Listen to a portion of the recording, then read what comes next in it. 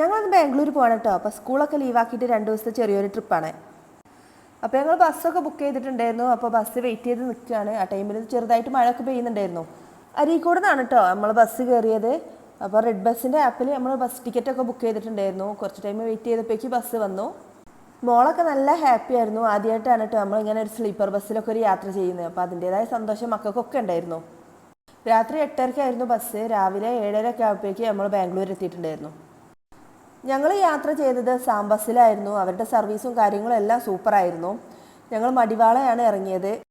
നമ്മൾ ഈ ഒരു ഹോട്ടലിലാണ് റൂം എടുത്തിട്ടുണ്ടായിരുന്നത്. റൂമും കാര്യങ്ങളൊക്കെ സൂപ്പറായിരുന്നു കേട്ടോ. നല്ല വൃത്തിയുള്ള നല്ല നീറ്റായിട്ടുള്ള റൂമുകൾ തന്നെ ആയിരുന്നു. ഹോം റെസിഡൻസി എന്നായിരുന്നു ഞങ്ങൾ എടുത്തിട്ടുള്ള ഹോട്ടലിൻ്റെ പേര്. മലയാളീസ് തന്നെ നടത്തുന്ന ഹോട്ടലാണ്. എല്ലാവരും ഫ്രഷായി ഞങ്ങൾ വേഗം തന്നെ ഫുഡ് കഴിക്കാൻ വേണ്ടിയിട്ട് പോയി. രാവിലത്തെ ബ്രേക്ക്ഫാസ്റ്റ് കഴിച്ചു. അതിനുശേഷം പെട്ടെന്ന് തന്നെ നമ്മൾ അവിടെയുള്ള സ്ഥലങ്ങളൊക്കെ കാണാമെന്ന് വിചാരിച്ചു. അധികം ദിവസമല്ലല്ലോ, മക്കളെ സ്കൂളിൽ ലീവാക്കിയിട്ട് വന്നത്. അപ്പോൾ പെട്ടെന്ന് തന്നെ എല്ലാം കാണാമെന്ന് വിചാരിച്ചു.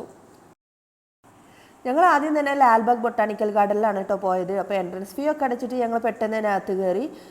അപ്പോൾ ഇത്രയേ ഉള്ളൂ. ബാക്കി വിശേഷങ്ങൾ അടുത്ത വീഡിയോയിൽ കാണാം. Tata bye bye, see U.